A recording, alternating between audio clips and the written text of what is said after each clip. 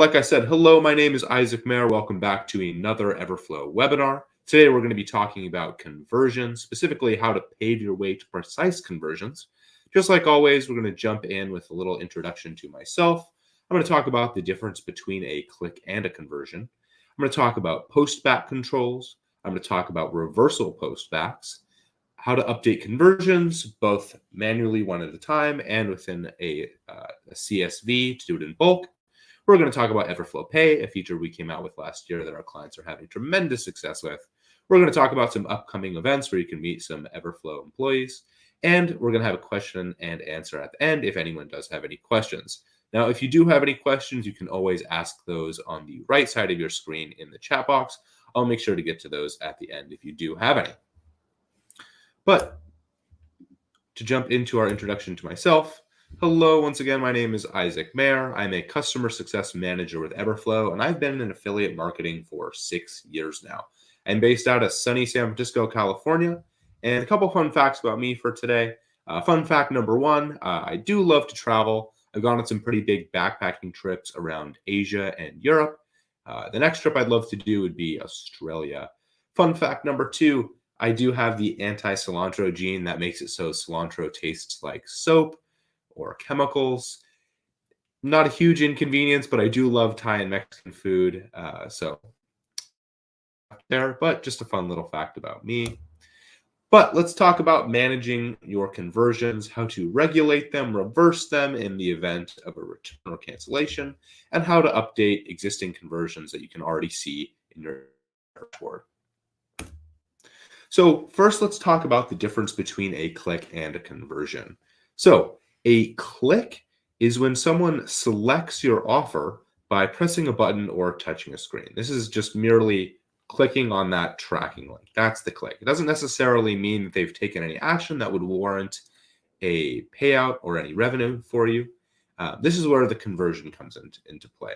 So a conversion is your actual desired action. That might be a sale, a form submit, or a lead. But this is the actual action that you've built out this whole process to track and to have people click on or make a sale. So the conversion is what we're going to be talking about today. And this is what typically results in revenue and or payout. I do want to note that conversions include the base conversion and events. Let's talk about postback controls. The first setting we're going to be talking about today is how you can approve or reject conversions based on received variables. And this will happen automatically according to how you set it up. You can do this for specific time windows, and you can have this apply to only specific offers, partners, or advertisers. So I'm going to jump to the Everflow dashboard, and I'll show you how this works.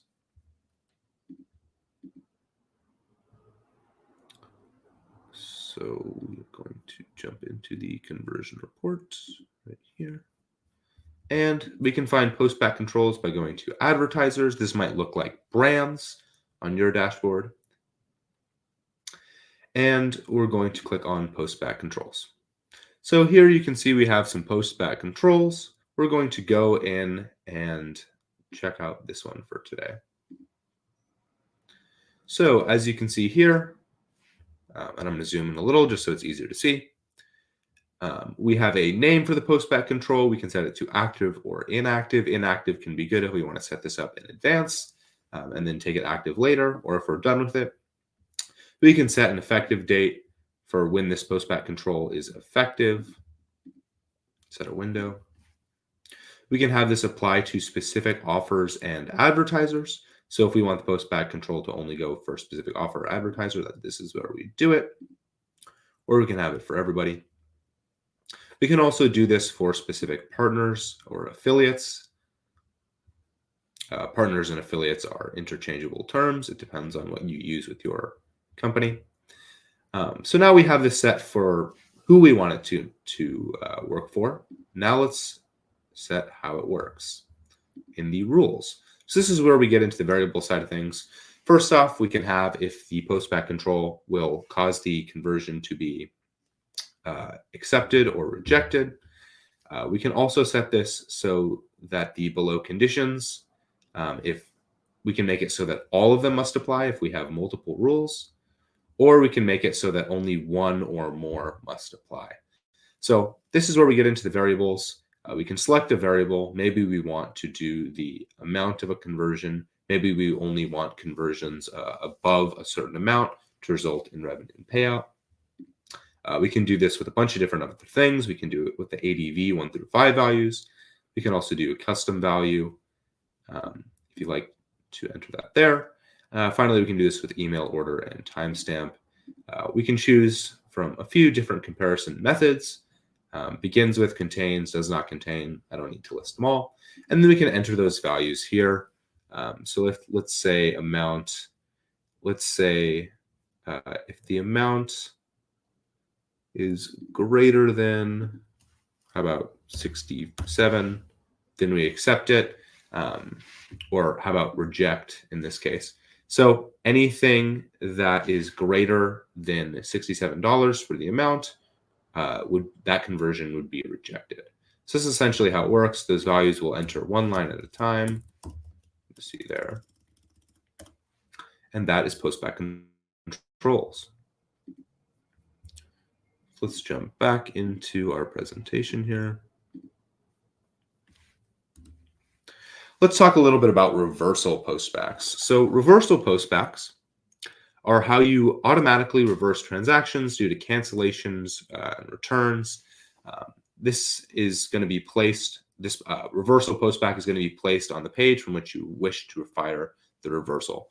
So this is super important because if someone returns the product that was sold through your campaign, obviously that revenue isn't going to be there anymore. Same thing, but that payout still would be. So this way you can just reverse the payout and make sure that you're only paying your partners for conversions that actually result in revenue. This way your revenue is always higher than your payouts. So I'm going to take you through our article on reversal postbacks just so you can see exactly how this works. So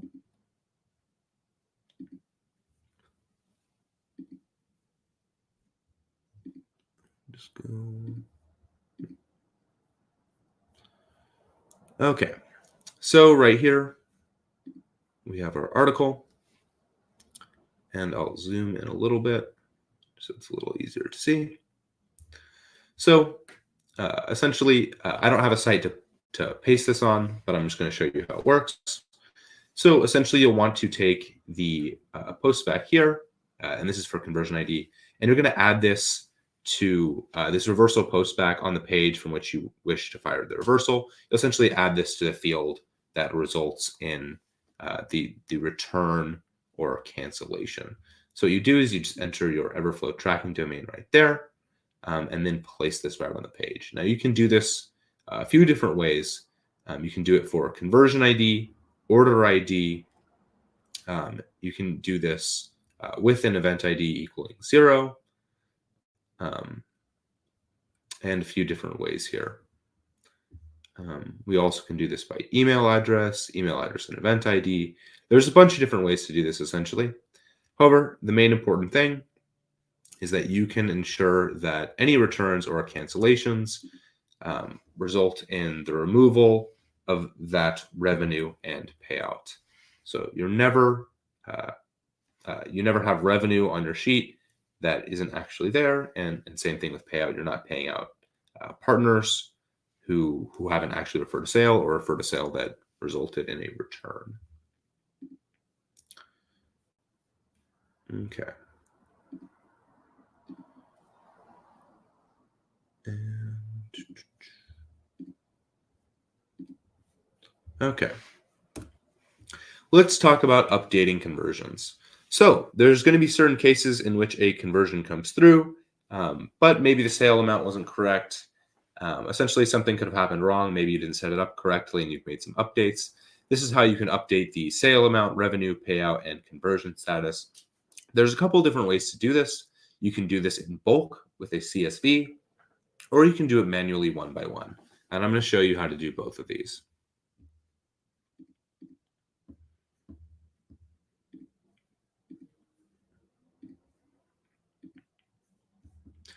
So we're back on the Everflow dashboard. And in this case, we're going to go to reporting, conversions. I'm going to show you how to do this manually, one by one at first. So we can see all these beautiful conversions here. We're making a bunch of money. Life is good. However, they are not exactly how we want them to be. And we're going to make a little bit of a change here because when I set this up, maybe I didn't do it exactly properly, but our conversions have already come in. But let's not fret. Let's just use Everflow and fix it. So right here, as you can see, I clicked on this vertical ellipses, and we have a bunch of different options here. Some of it's for reporting, some of it's to look at the specific advertiser. In this case, we're going to make some adjustments. So we're going to adjust the revenue and payout. In this case, it really is as easy as just clicking on that vertical ellipses and then selecting this option. Here we can change the conversion to have whatever revenue and payout we want. So maybe this was only supposed to be $7 and this was only supposed to be $2. We can just click save and we are all good. That revenue and payout will now be changed. We can also do this with the conversion status. If we'd like, we can just instantly set that to rejected. We can also adjust the sale amount for the conversion. And let me just zoom in so you can see that. There you are. Okay, so that's great if we want to just edit one at a time. However, let's say we do have 1,978 to edit. I don't know about you. I personally don't want to do those one by one. Luckily, Everflow has a solution for this. We can go into reporting and go to conversion imports. Okay, from here we can click on plus conversion and we can go to bulk add or update. From here, we have a few different options for templates. Just click that there and nice and zoomed in so you can see. So we can download a template so we can update the conversion status. We can download a template so we can update the payout, revenue, and sale amount of existing conversion. And we can also just add conversions. That's possible as well. Let's see. Okay, we'll just use this for now. But essentially, you'll download a very simple Excel spreadsheet where you can just enter all of the conversion information you like. And it's super quick and easy, done by CSV file. You can do up to 15,000 entries, so that's perfect for me if I wanted to do just under 2,000. Once you have that CSV all filled out, you can drop it right there, click import, and you'll be all set.